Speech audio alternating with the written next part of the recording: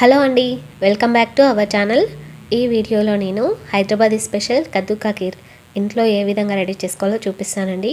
చాలా సింపుల్గానే ఉంటుంది. గులాబ్ జామున్ కంటే కూడా ఇది సింపుల్ ప్రాసెస్ అండి. మనం సేమియా అయితే ఎంత సింపుల్గా చేసుకుంటామో ఇది కూడా అంతే సింపుల్గా చేసుకోవచ్చు. అలాగే మన ఇంట్లో ఏమైనా చిన్న చిన్న ఫంక్షన్స్ ఉన్నా, ఎవరైనా గెస్ట్లు వచ్చినప్పుడు డిజర్ట్ చేయాలంటే ఇది చేస్తే పర్ఫెక్ట్గా ఉంటుంది. అందరూ మిమ్మల్ని సూపర్ అనాల్సిందే. ఓకే, లేట్ చేయకుండా వీడియోలోకి వెళ్ళిపోదాం. ఇక్కడ నేను 1/2 kg సొరకాయ తీసుకొని దీని మీద చెక్కు మొత్తం తీసి ఇలా కడిగి పక్కకు పెట్టాను. ఇప్పుడు దీన్ని ముక్కలుగా కట్ చేసుకోవాలి. ఈ విధంగా కట్ చేసుకొని ఇందులో ఉన్న గింజలు అలాగే కొద్దిగా కండ ఉంటుంది కదా, అదంతా కూడా తీసేయాలి. ఇప్పుడు దీన్ని ఎలా అంటే మనం గ్రేట్ చేసుకోవాలి, తురుముకోవాలి. ఈ విధంగా తురుముకుంటే సరిపోతుంది. అలా అని మందంగా అవసరం లేదు, అలా అని పలుచగా వద్దండి. ఈ విధంగా మీడియంగా చేసుకుంటే బాగుంటుంది కద్దు కా ఖీర్లోకి. ఇప్పుడు స్టవ్ మీద ఒక గిన్నె తీసుకొని ఇందులో 1 స్పూన్ నెయ్యిని యాడ్ చేస్తున్నాను. నెయ్యి వేడెక్కగానే మనం ఆల్రెడీ తురిమి పెట్టుకున్న సొరకాయ తురుము మొత్తం కూడా ఇందులో యాడ్ చేసుకోవాలి. ఈ విధంగా మొత్తం యాడ్ చేసుకొని ఇది పచ్చివాసన పోయే వరకు కుక్ చేసుకోవాలండి. ఈ విధంగా కలుపుతూ కుక్ చేసుకుంటే మనకి గిన్నెకి అంటుకోదండి సొరకాయ తురుము. ఒక 10 మినిట్స్కి ఇది మొత్తం కుక్ అయిపోతుంది. ఇక్కడ నేను సగ్గుబియ్యం యాడ్ చేస్తున్నాను. సగ్గుబియ్యం ఒక 10 మినిట్స్ నానబెట్టుకొని యాడ్ చేసుకుంటే సరిపోతుంది. అలాగే టీ గ్లాస్లో ఒక 1/2 గ్లాస్ వాటర్ యాడ్ చేస్తున్నానండి, ఎక్కువ యాడ్ చేయట్లేదు.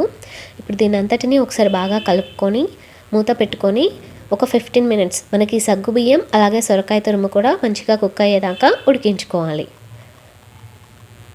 ఒక 15 మినిట్స్కి సొరకాయ తురుము అలాగే సగ్గుబియ్యం ఇలా మొత్తం ఉడికిపోయిందండి. ఇప్పుడు ఇందులో నేను పాలని యాడ్ చేస్తున్నాను. నేను ఇక్కడ చిక్కటి పాలని 1.5 లీటర్ పాలని యాడ్ చేస్తున్నానండి. మీరు కావాలనుకుంటే 1 లీటర్ పాలు యాడ్ చేసుకొని ఇంకొన్ని వాటర్ కూడా యాడ్ చేసుకోవచ్చు. బట్ పాలు ఉన్నాయి కాబట్టి నేను 1.5 లీటర్ పాలు యాడ్ చేస్తున్నాను. ఒకసారి పాలు యాడ్ చేశాక మొత్తం ఈ విధంగా కలుపుకోవాలి.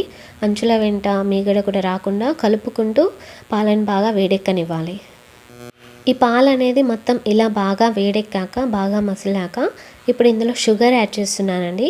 నేను షుగర్ ఎంత యాడ్ చేస్తున్నానంటే నాకు సొరకాయ తురుము కొలుచుకుంటే నాకు 1 కప్పు అయింది. అదే కప్పుతో నేను ఇప్పుడు 1/3 కప్పు షుగర్ యాడ్ చేస్తున్నాను. అలాగే షుగర్తో పాటు నేను ఇక్కడ కండెన్స్డ్ మిల్క్ యూస్ చేస్తున్నానండి. నేను ఇంట్లోనే ప్రిపేర్ చేసుకున్నాను కాబట్టి కండెన్స్డ్ మిల్క్ యూస్ చేస్తున్నాను. మీ దగ్గర కండెన్స్డ్ మిల్క్ లేదంటే మీరు మార్కెట్లో నుంచి తెచ్చుకోవచ్చు, లేదంటే పచ్చికోవా కూడా యూస్ చేసుకోవచ్చు. మొత్తం షుగర్తో కూడా చేసుకోవచ్చు.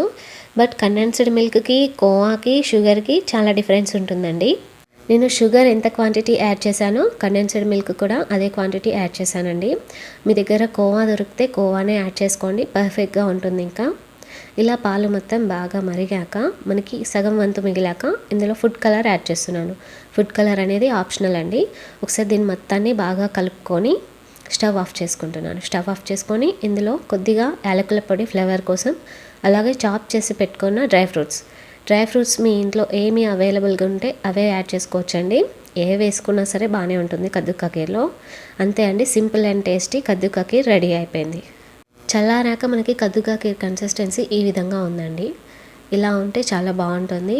మీరు ఇది ఇలాగే వేడిగా తినాలనుకున్న బాగుంటుంది, లేదంటే ఫ్రిడ్జ్లో పెట్టుకొని కూల్గా తినాలంటే కూడా బాగుంటుంది. చాలా వరకు అయితే ఫ్రిడ్జ్లో పెట్టేసి చల్లగా తింటారు కద్దు కా ఖీర్. ఈ వీడియో మీకు నచ్చినట్లయితే లైక్ చేయండి. మరిన్ని వీడియోస్ కోసం మన ఛానల్ని సబ్స్క్రైబ్ చేయండి.